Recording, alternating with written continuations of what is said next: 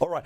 Now about also the behaviour of Harry himself, right? Now, we know how diminished he is. We know the desperation is to get back, close to the mothership so he can turn on the mothership again. It's like professional wrestling about whether he's going to be a face or a heel, a good guy or a bad guy.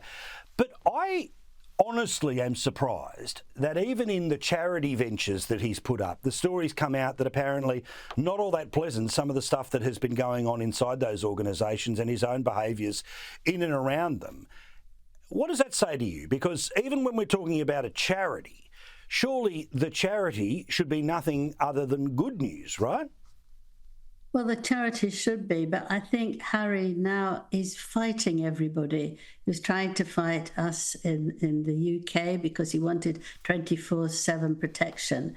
But he kept saying the king had to do it, it could do it. And actually you can't, because it's not one of those monarchies. He can't actually tell the government what to do, but he won't listen. And now, if he feels something has gone against him, he goes ballistic. He burns, and he actually tries to destroy them. And I think that that's actually absolutely extraordinary. In Sentebale in Africa, he has behaved abominably, I think. He hadn't gone, what he used to go, he went in 2206, which his father's idea, he should go out there between school and some sort of university or second time around.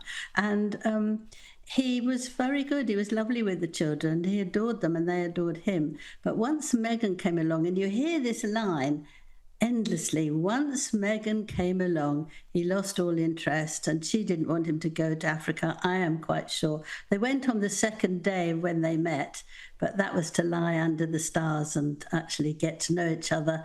That here was very different. And I think he's becoming spiteful and he's trying to attack it.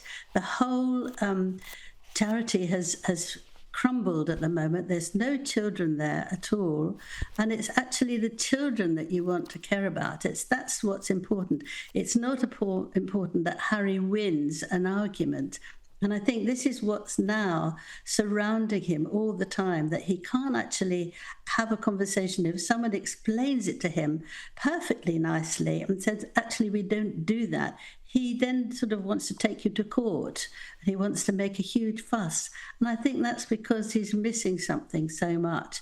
But that's the reason why you can't actually get the king to see him, because he's going to really try very hard and find out a bit more about the cancer he has, and actually, a bit of detail, because that way they can get their money from Netflix, because really Netflix is waiting, and this is the reason for their money, I'm sure, is that if they divorce, or they really split up in a huge way, they've got two people who can tell them everything about it. And that would make the money, as the second one did, Harry and Meghan. And they made an absolute fortune about that. But most of it was lies. And it was also incredibly cruel to the grandparents and his family. Absolutely. I also never understand who's watching this stuff 2 years on, like who's sitting around and saying, now's the time I want to go and find out about this stuff. And just finally, I want to talk about King Charles, because we know that he's been crook, but he is powering on. What are you hearing about how hard he's working and how hard the work is on him? I think he loves his work. I mean, the doctors have tried to cut it down, but actually he feels better when he's working.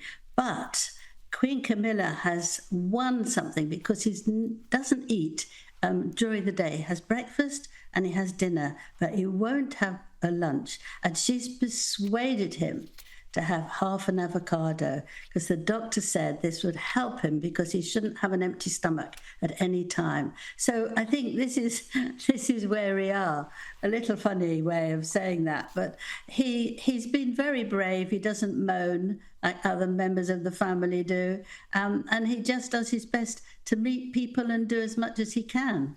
Angela, lovely to see you. Remember, her book about Camilla is must reading. She knows all of the insights. So good to talk to you. May it not be so long between drinks, but that means we have to call you, because you're too polite to call me. I appreciate it. Thank you, Angela.